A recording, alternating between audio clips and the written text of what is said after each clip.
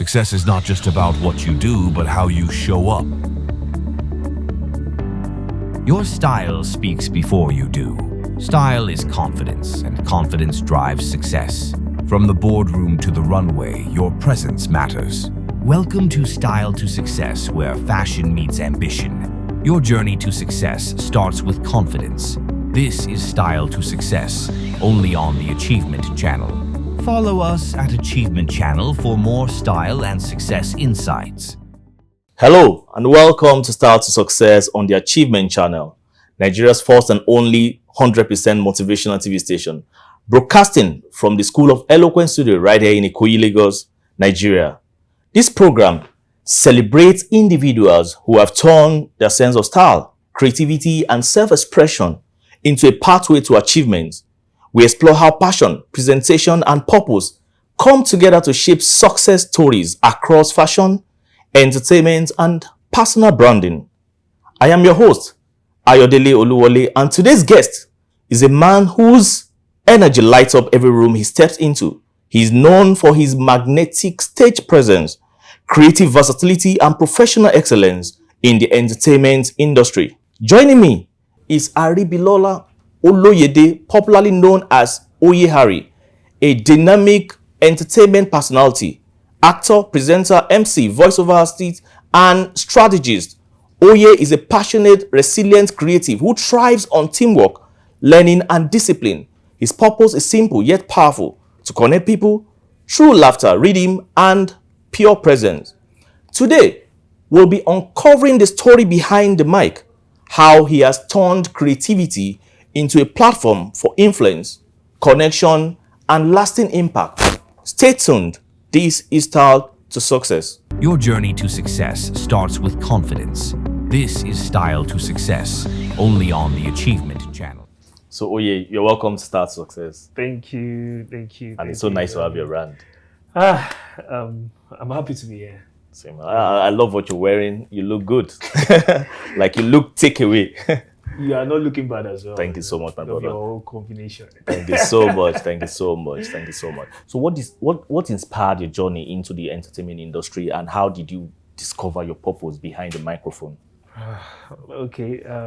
It was such a, how would I call it? It was an interesting journey, because first I really didn't, see any part, going into entertainment. I didn't see it because I wasn't looking, but I think it's a part that has always been carved out, already been carved out for me. I was back in school because I graduated from Unilag, creative art, and I was a performer. I was a performer. Dance, act, everything. Like I was a performer, and it has always been. Even before I got into the university, it has been my aura, I would say. But when something is your aura, you're not pretty clear about what to do about it. So, but yeah, while I was in school, it all just started in school. I had some friends who are definitely into hosting events. They were in the school radio, Unilag radio, working, doing that, hosting every, all weeks and stuff in school. But then, like I said, I didn't really see a part into it. But then I know that whenever I'm at a party, I always, to see people have fun it makes me happy. To see people dance, to see people happy, and a sense of being at the helms of affairs, being in control of it or leading the charge, something they call life of the party, is something always very interesting to me. It makes me feel alive, it makes me happy. So at the later part of my final year, we had some series of parties. Final year, there's always things to do. But I had the boldness to start picking up the mic and do stuff, and it came to me naturally. It was like it has been there, But still, I didn't really pay attention Yeah, to it was something that was there, but you didn't pay attention. You attention didn't discover that yeah, talent. I was always looking over it. I didn't know. So something happened, something very interesting. 2015, December 19th, I won't forget. So I was at a wedding, I was a groomsman. So that being said, December 19th this year will be my 10 years doing this thing. Wow. So thank you. So 2015, I was at the wedding. I was a groomsman. After we were done in church, got to the reception, and lo and behold, the MC was nowhere to be found. And there was I, just occupied with something else.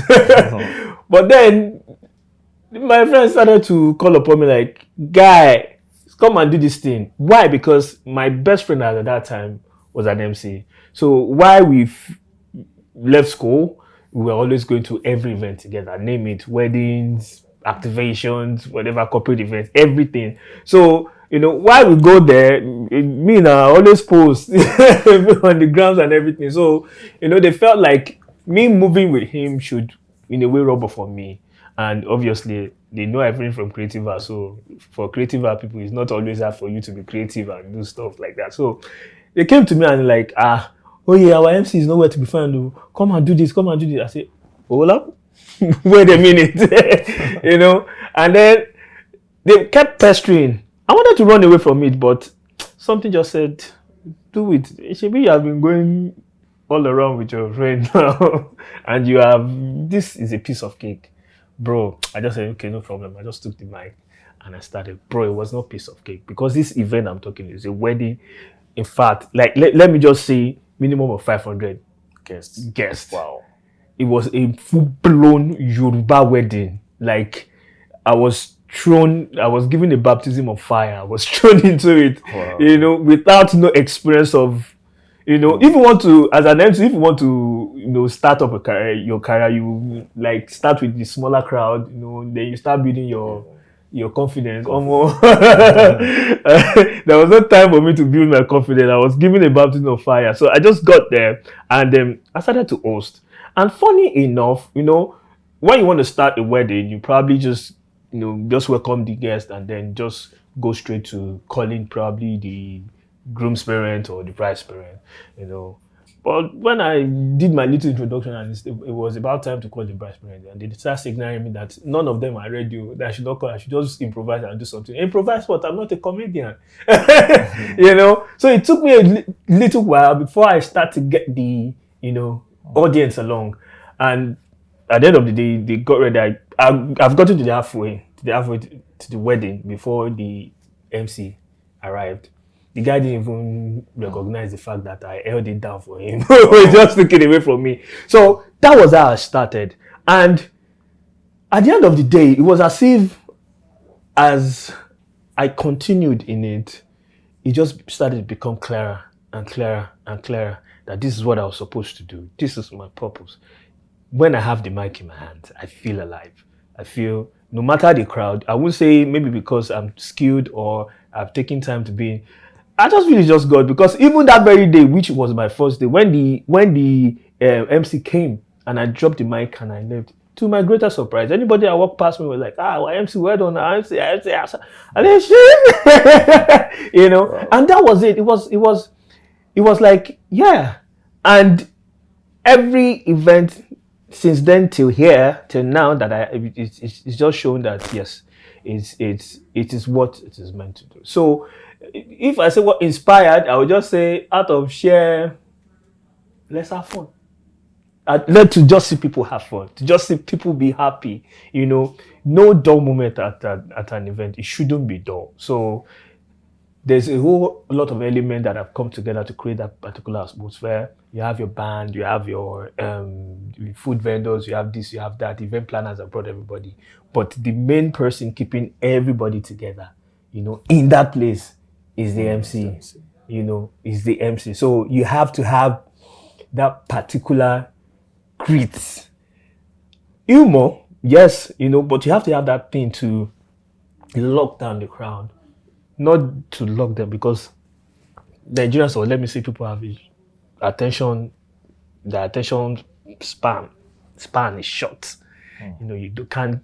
So immediately you have their attention for maybe 1 or 2 minutes. You have to lock it in and stay there. So every time you go and come back and say, ladies and gentlemen, they want to listen to you. I mean, like the MC is back. You feel me? So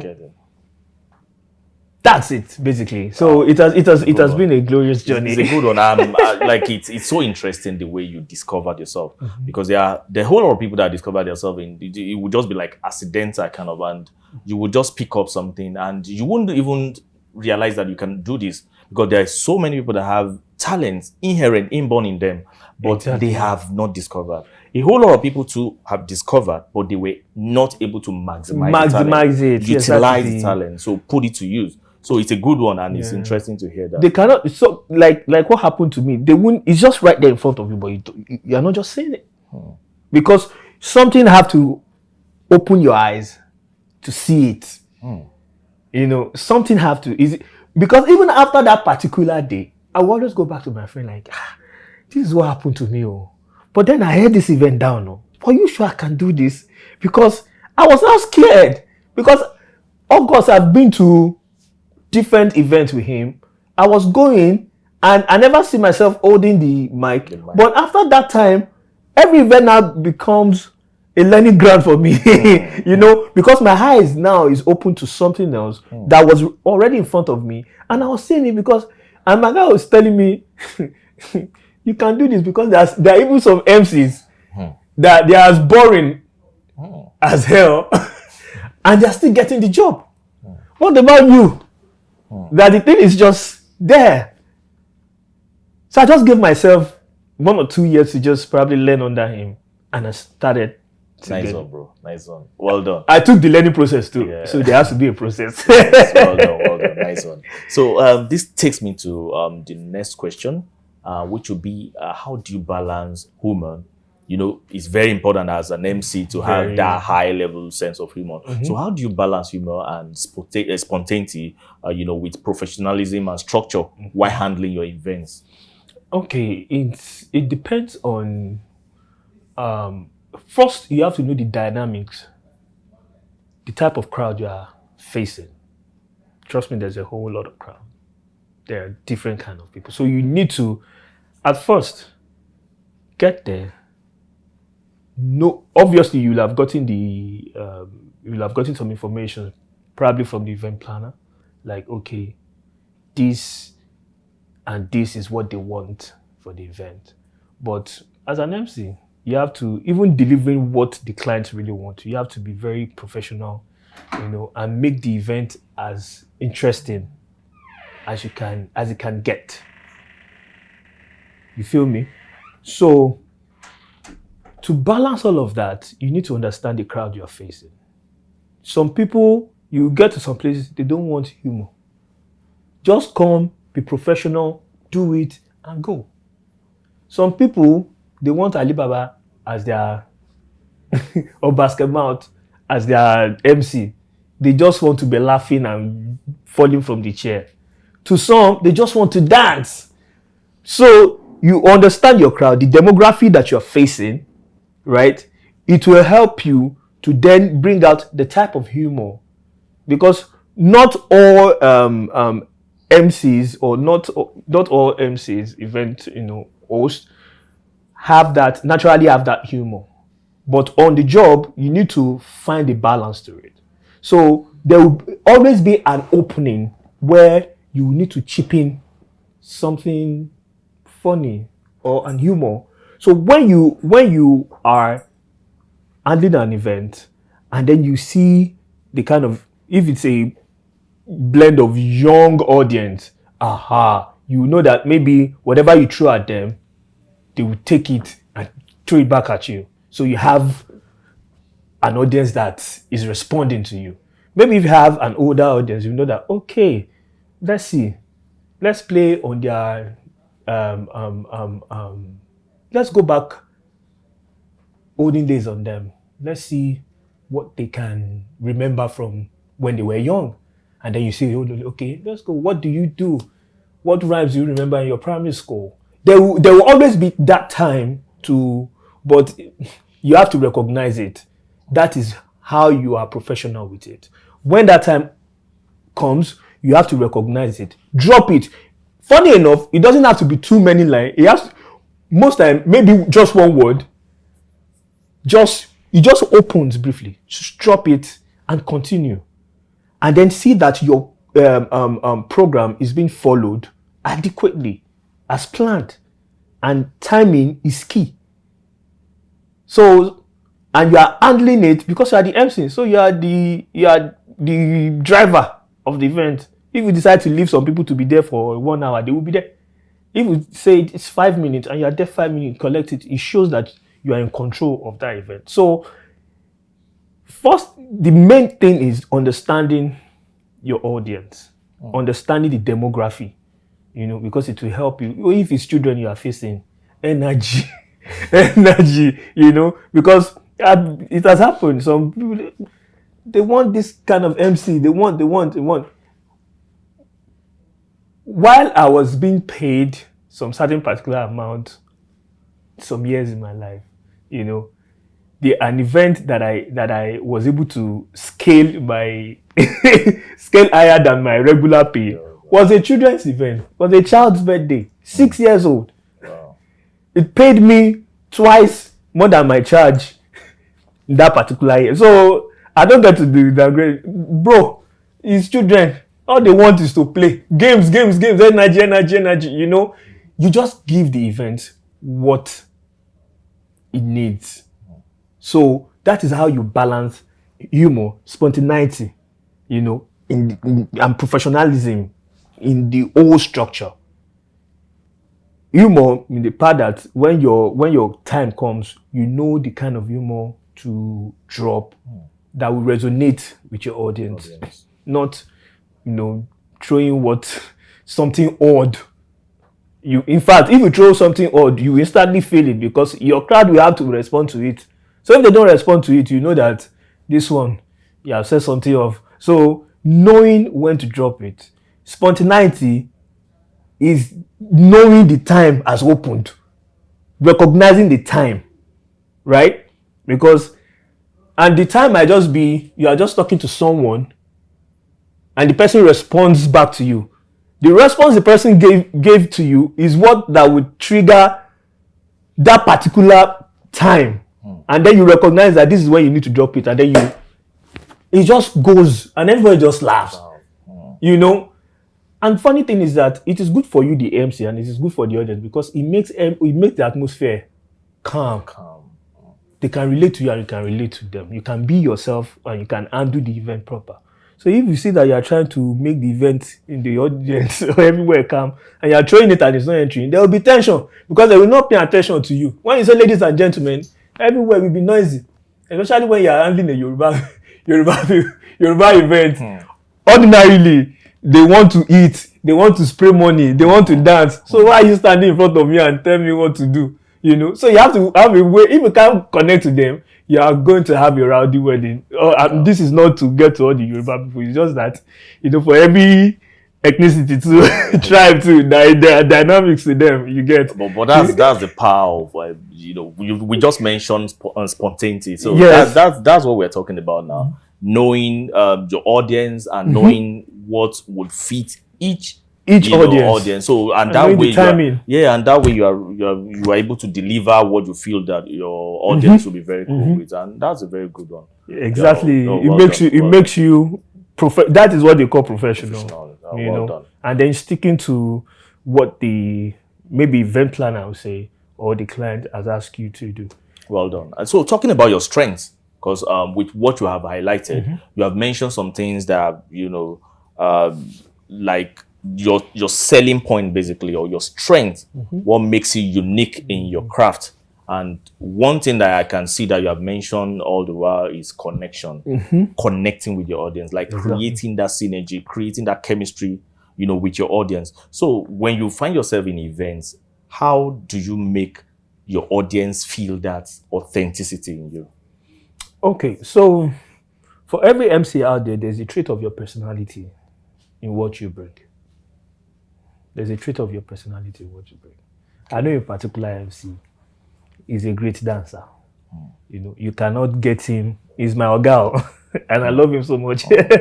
You cannot get him into an event, and at one point, he will not remove his agbada or pull away his suit.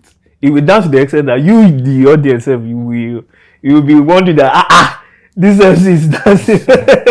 You know, and I know another MC who is my friend. You know, they call him the king of spontaneity. You know, in the comedy, I'm sure maybe any comedian hearing this would, you know, they call it his own is he never misses a window. He never misses a window. So there's a trait of and normally on a good day, that's what you get. You can be sitting and be juicing on you, and the guy is trying a new line of jokes on you, and you will not know. You will just laugh and be like, or something will just happen, and you will just say one thing, and that's it. Just like, how do you even think of all these weird things? He doesn't know. That's how it comes. So there's a trait of your personality. So for me, it's a combination of a whole lot of things. One, your style. Looks, obviously, you need to do. As an MC, you invest. For an MC, the saying, the way you are dressed, the way you are dressed. We address it the way you are dressed. Yes. You know, first look rather goes a long way.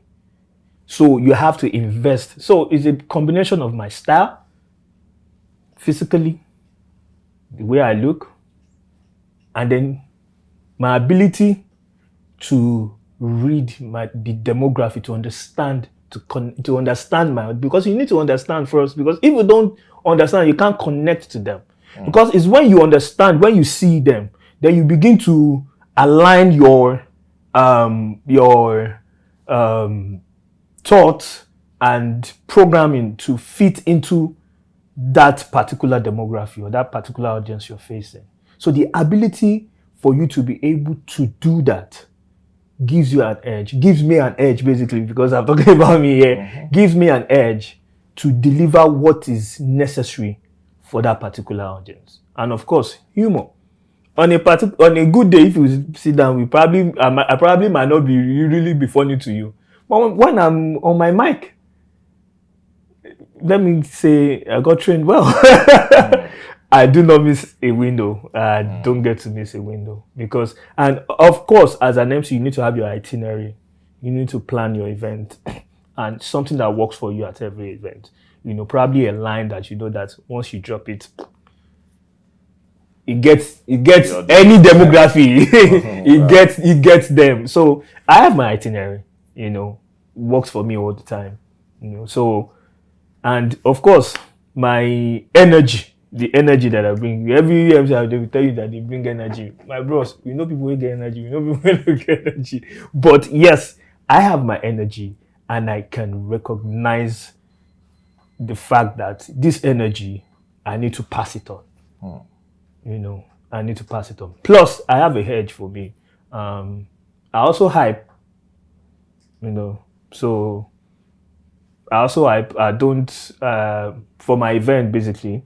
You know, so if it gives me an opportunity to explore, you know, away from just being normal compare host and to coming to maybe a party host and so when we are, and most of our weddings and stuff these days, you have the normal weddings and then you have the party. So I'm able to function in both ways. And even if to combine it, I have a very smooth blend of combining both and giving you. Thank you so much. Thank you so much. That sounds really nice. You're talking about energy. I've always known you for that. You display high level of energy. You are a great dancer. Very fantastic. I didn't mention that. So yes, that's true. Yeah, and I'm sure that's one of your strengths. Yes. You're talking about carrying your audience along. Talking about engaging your audience. So those dancing competition in between and all, just make the whole event fun. And actually, some audience, they want to dance, but they are looking for who to start. They want to dance, but they are looking for who to start. They don't know who to start. They just want to see somebody and then follow suit. So you as an MC, you understand that, yes, cool. If you people don't want to dance, let me scatter this place for and let's see before you know it, bro, people will start coming. Start coming and they'll dance. So if you're an MC that does not know how to dance, it's not a detriment to you. Probably they have their own strength too. But for us that can, get people's attention with our feet, and that is what we do. And that is too is part of the ice. Thank you so much. Thank you so much, Oye. You're welcome. Yeah, viewers, it has been a nice session with Oye Harry, and he's really giving us the vibe of that professional MC that you can think of. So we'll take this short commercial break, and we'll be right back to hear more from him. Stay tuned. Do you feel terrified when speaking before a group? Are you stressed when asked to present? Do you bore people when speaking? Are you stuck with reading word for word? How do you give a speech with polish? Learn how at the School of Eloquence, the home of public speaking. Attend our practical coaching in public speaking. Call 0802 303 2066 or log on to schoolofeloquence.org. School of Eloquence, teaching the world to speak. Your journey to success starts with confidence. This is Style to Success, only on the Achievement Channel. Yeah, so Oye, let me ask you this question. How does your personal style, reflect your identity? And how has that helped you to stand out in the entertainment industry? Okay, so I would say first, my style when it comes to fashion, I love fashion. And MC, they will say, always need to look good. You need to actually stand out. I've been to some wedding and be like, why are you dressed more than the groom? Why are you dressed more than the groom? Are you the groom? Why are you looking so dapper than the, a whole lot, why are you so dressed than the birthday? But then they're the celebrant, so, but it's what I grew up to learn, and because at some point I model, back in this, even while in school, and I won some few competitions, so it has kind of like shaped my style when it comes to fashion, and so I make sure to always coming into the office, we will know that this person is the MC. You cannot mistake it, So first, the look has attracted people to you. Standing in front of them and looking and be like, okay, let's first listen to. So it helps first to get their attention. Then the way you speak, your eloquence, the way if you are looking like if you are looking 50 million and you are sounding 50,000, first some people will naturally, because already you have, with the way you look, you have sold what you are really not, So, but when everything matches, they want to listen to you. And the way, that is the thing that works for me, because I always make sure that my intro is the bedrock of every event that I handle. My looks first, my intro. From my intro, it has set the tone for every other thing that will come. So it's just that has always worked for me, and basically my ability, I would say, to always know my timing. Thank you so much. Thank you so much. I can tell that your style helps you to stand out, because you just have there's a way you style yourself and it's so unique. The output is very unique. Thank you. So it's a good one. Well done. Just keep it up. So let's move on to the next one. There are challenges that are peculiar with this industry that you found yourself in. Being an MC has its own downtowns, and there are peculiar challenges that you guys face. So I'd like us to know, can you just share some with us, the challenges that an average MC can face in a country like Nigeria? Bro, it's the challenges are enormous. Like every other like every other industry out there that faces their own peculiar challenges. Being a master of ceremony or event host, compare in this country has its own challenges. You know, from the client's point of view, from the event company's point of view, from the agency's point of view, from your even co-MC's point of view, you know, in a situation where, you know, you have probably maybe an event planner getting a job for you and taking a particular price just to come to you to give you like a quarter of the price, you know, of what they actually charge. And, you know, it's just, that is one.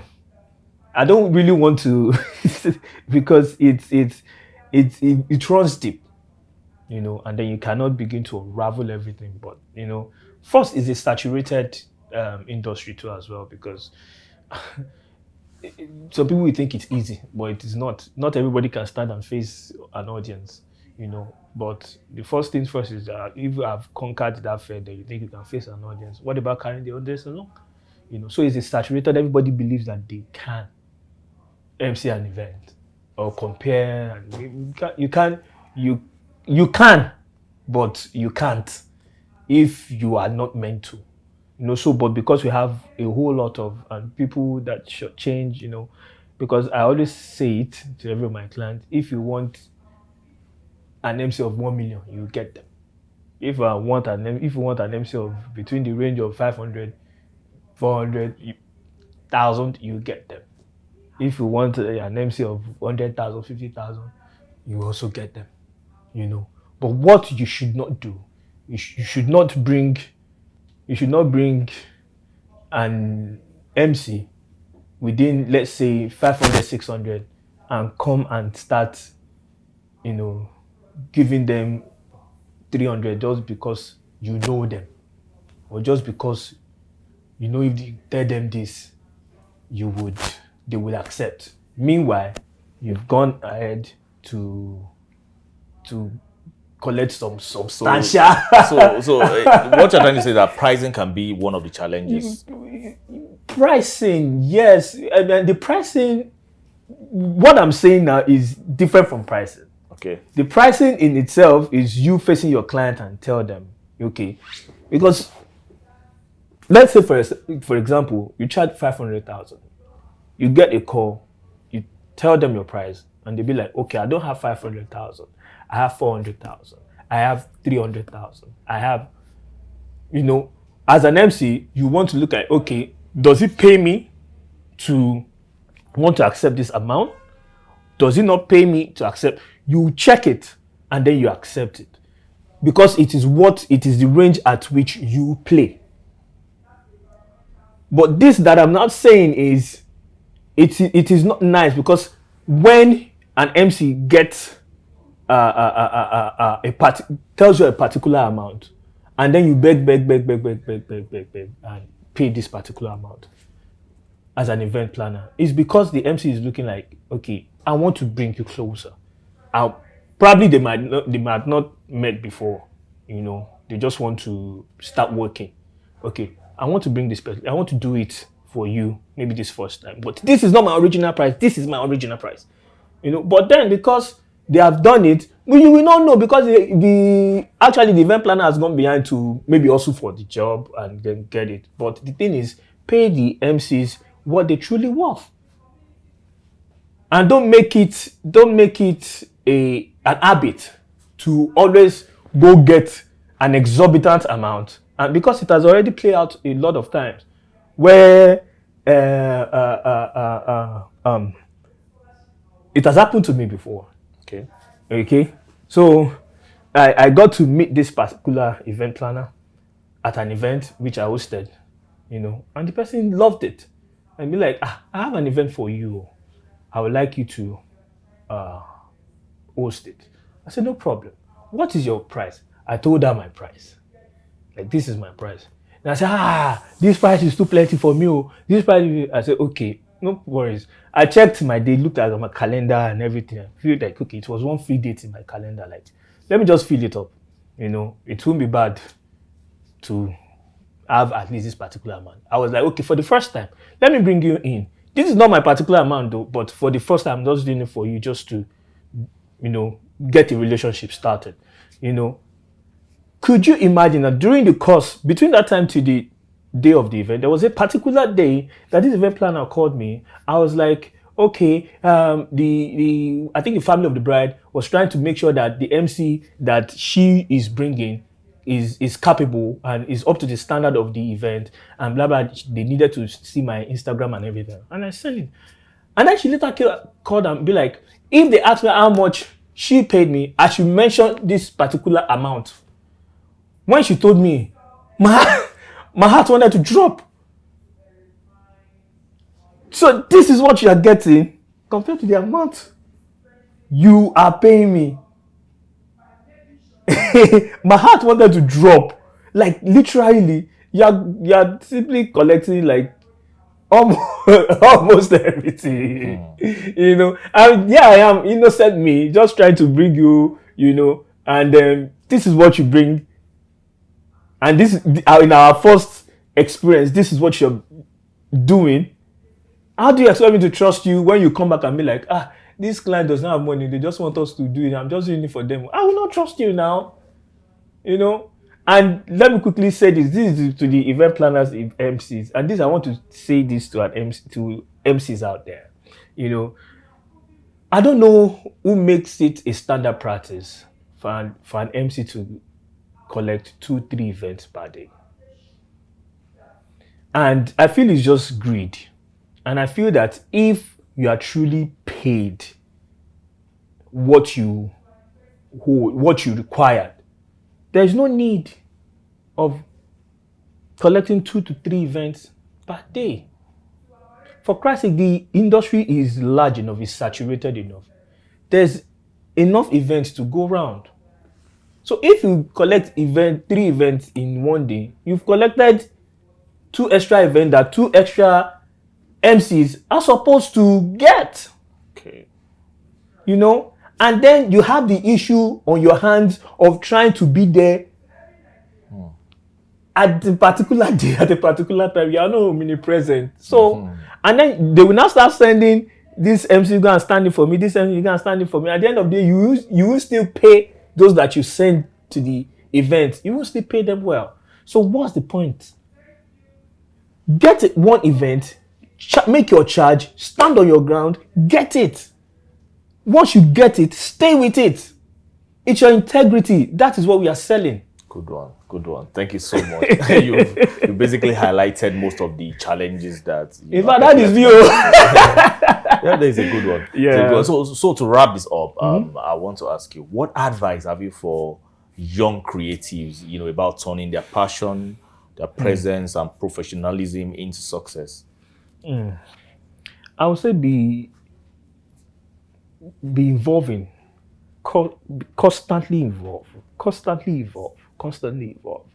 You know, just to digress a bit, you know, I was talking to someone, I think 3 days ago, and I was telling that person that obviously you can see in the music landscape, the way music is being marketed is different to the year you have BioWare, half hour, where you have all the corporate pictures handling all of this. Now the musicians can eat well, or at least eat, because their songs are on streaming platforms. The landscape has totally changed. So for an MC, it has shifted away from how good you are, how talented you are, or how skillful you are. It is now lifestyle. What sells you more as an MC right now is lifestyle. Trust me, they don't want to know if you are good on the mic or not, because at the end of the day, there's only one experience they will have. Whether they will call you again, you know, another client will call you. You feel me? So constantly evolve. And when I say evolve, this is the digital era. Learn every skill you can learn. Video editing, picture editing, communication strategy, marketing strategy, any digital modern day skill you can, because they all work. Aside from us performing and people seeing us live and probably coming to us and employing us, people still have to go to your Instagram to see your social life, your lifestyle, to determine if you are up to standard with their event. And if you are looking at a particular demography, if you are looking at a particular standard of people to get you for an event, which those are the people that will actually pay you well, you have to elevate your lifestyle and then your social presence. And how do you do that? Elevating your social presence is by learning all these social skills, digital marketing and all of that, to stay afloat on digital space, on social space. Then lifestyle, you need to always go out, make connections, develop connections with people. Make sure you go out more. As an MC, your job cannot come into the house with you. You have to go outside, because the more people see you, the more opportunities you can get that opens up to you. So 2 things or 3 things: evolve with the trend, learn any digital skill that you can get. It will be useful. You cannot. In fact, at the end of the day, you will be glad you have it, because anywhere you turn to is useful. There's no digital skill right now that is useless. It is useful. So learn it. And 2, increase your lifestyle. Go out to meet people. Go out to more events. Connect with people.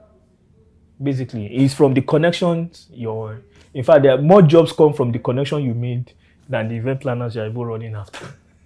Thank you so much, Oye. Thank you so much. So it is important for young creatives to, evolve, constantly evolve, innovate, learn new things, learn new skills. Exactly. And it's also very important to connect, to strategize, position yourself very well, Exactly. and interact with people, which can help your link to getting very good jobs, like you mentioned. Thank you so much, Oye. We appreciate welcome. you, and thanks so much for coming to Start Success. Yeah, It's much appreciated. Thank you so much. I'm glad to be here. Thanks for calling me. What an inspiring conversation. Today on Start to Success, we've seen that success isn't just about appearance, it's about passion, presence, and purpose. Thank you, Oye Harry, for sharing your story and showing us that true style goes beyond what we wear. It's about how we make others feel, the energy we bring, and the legacy we build. And to you, our viewers, thank you for tuning in into Start to Success. Let's continue this important conversation. Follow our Achievement channel on Instagram, Facebook, X, and YouTube for more inspiring content and updates. Use the hashtag We See Possibilities and share your thoughts with us. I am Ayodele Oluwole, reminding you to live boldly, express yourself with purpose, and keep turning your style into success. Bye for now. My name is Dr. Aaron Vines, Executive Director for Amen. I want to give a big shout out to the Achievement Channel. You are doing the community and the people's work. Keep up the good work. Keep on watching Achievement Channel. You guys are doing a great job.